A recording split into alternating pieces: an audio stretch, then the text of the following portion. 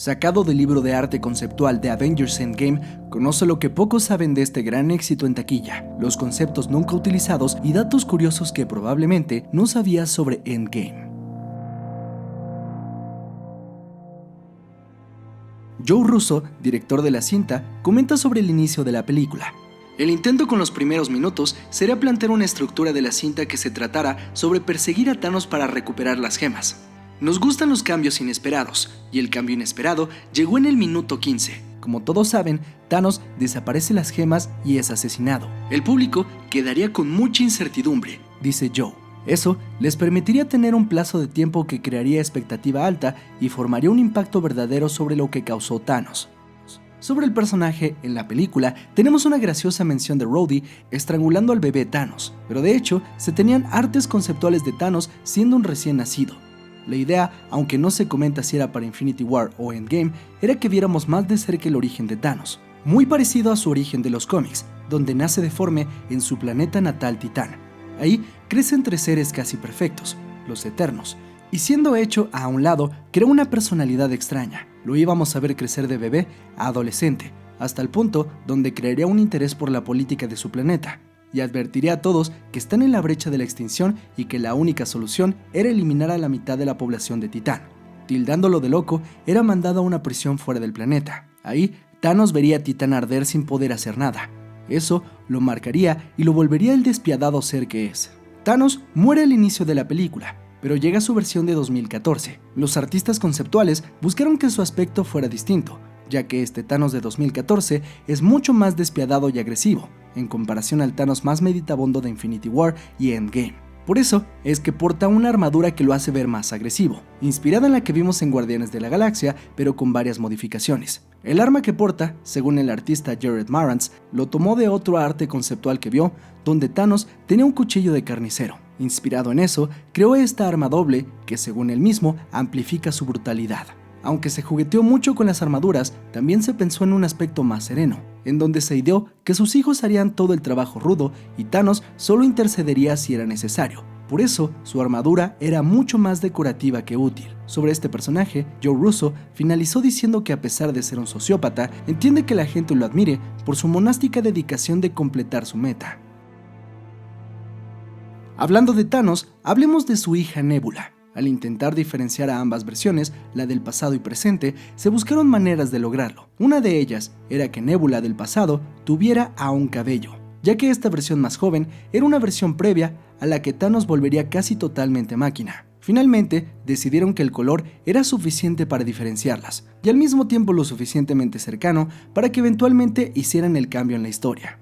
En un momento cumbre que nunca llegó, pero que muchos fanáticos esperaban, era ver a Nebula usando el guantelete del infinito. En una versión de la cinta, Nebula del pasado lograba interceptar el nano guantelete y para probarse digna a Thanos trataba de usarlo, aunque eventualmente probaba ser demasiado poderoso para ella, asesinándola. Hablando ahora de los héroes, el Capitán América tiene un traje totalmente inspirado de los cómics con escamas. Según el artista en jefe, Ryan Maynarding, verlo con el traje de escamas era como verlo en su verdadera forma, en esta que sería por ahora su última aparición en las películas de Marvel. Cuando se diseñó el traje de Black Widow, algo interesante es que dado el vínculo que tenía con su amigo Clint Barton, en una versión su atuendo era como un reflejo del de Ronin. Uno de los artistas comenta que incluso originalmente se pensó en una escena en donde ambos peleaban juntos sin que la audiencia supieran quiénes eran, hasta que se desenmascaraban como Hawkeye y Black Widow. Con Bruce Banner tenemos otro dato revelado bastante interesante, y es que al final de Infinity War, aunque en la película finalmente no lo vemos convertirse en Hulk, en un guión originalmente, cuando estaba en la batalla de Wakanda peleando contra Kul Obsidian y estaba al borde de la muerte, la mente de Bruce Banner y la de Hulk se mezclarían rompiendo el Hulkbuster y dándonos el primer vistazo del Profesor Hulk. Finalmente, esta transformación ocurre fuera de cuadro. Según el artista Ryan Maynarding, con la nueva tecnología disponible, hacer un Hulk más humano era mucho más sencillo en pantalla. Por eso, buscaron que este Hulk fuera menos monstruoso y la interpretación de Mark Ruffalo pudiera transmitirse mejor. En las direcciones que recibió el equipo creativo, era que Hulk era un héroe activo, por lo que necesitaba atuendos que le permitieran luchar. El productor Kevin Feige comentó que en este punto Hulk había tenido mucho tiempo para superar el conflicto interno que lo abrumaba, por lo que ya no era un personaje torturado. Feige define a este como un nuevo personaje casi totalmente, un cuerpo de Hulk, pero casi enteramente controlado por la mente de Bruce Banner. Uno de los temas más complicados en Endgame fueron los viajes en el tiempo. Según el director Anthony Russo, tuvieron que estudiar física cuántica para darle un giro a los viajes en el tiempo en el cine. Optaron por teorías más nuevas dentro de los viajes en el tiempo para que el concepto se sintiera fresco en Endgame. Otro tema de discusión arduo fueron los trajes para viajar en el tiempo, ya que estos usarían tecnología de Ant-Man, y los trajes tendrían que tener un parecido al atuendo de este personaje. Pero incluso durante la filmación aún no se tenía escogido el diseño final. Por eso es que todas las secuencias donde usan los trajes, los personajes tenían marcas para los artistas de efectos visuales que pondrían finalmente los trajes en postproducción.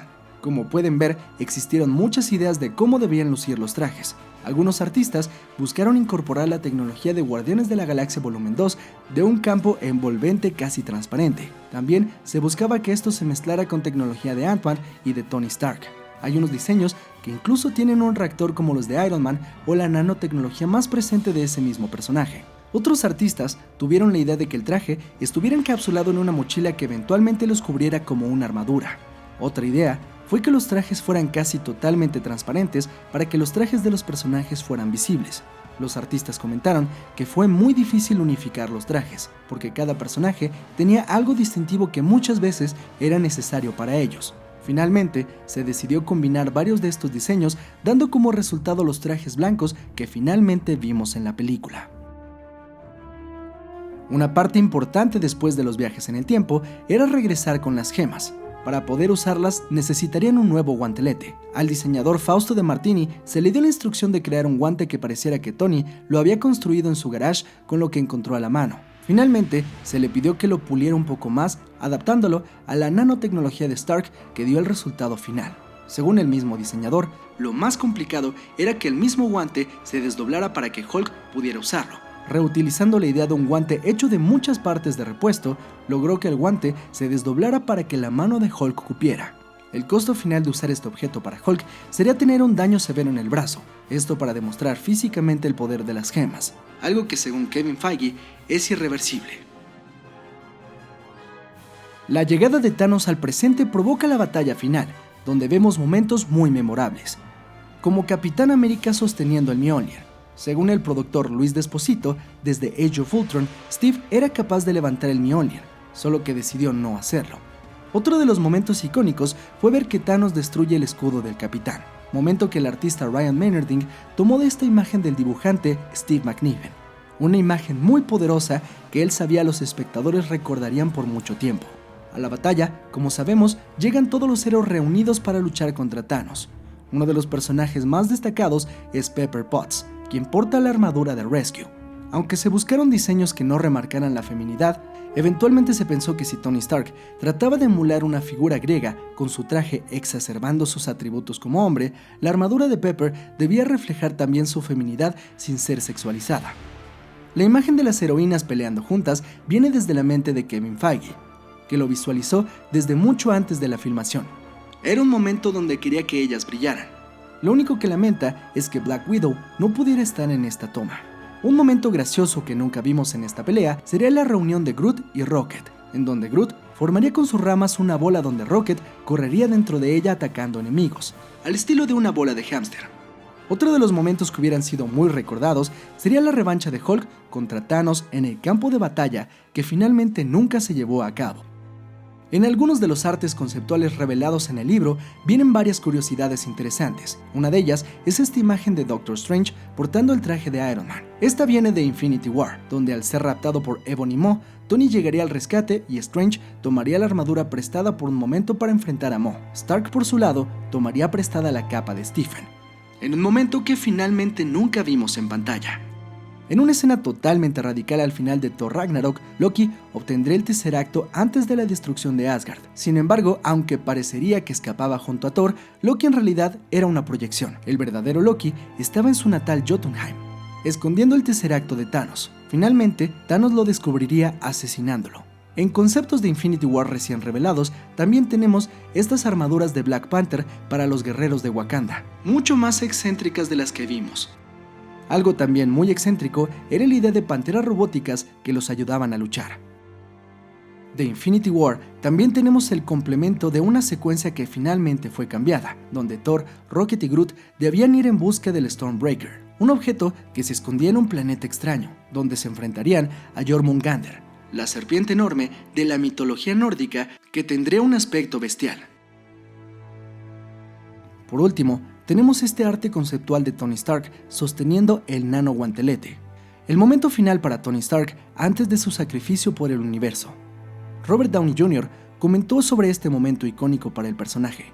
Yo creo que en este punto, Tony representa lo mejor que hay en cada uno de nosotros, y a cada hombre, mujer y niño que se ha comportado de manera noble, para ver que no importa qué tanto has caído, todos somos verdaderamente redimibles.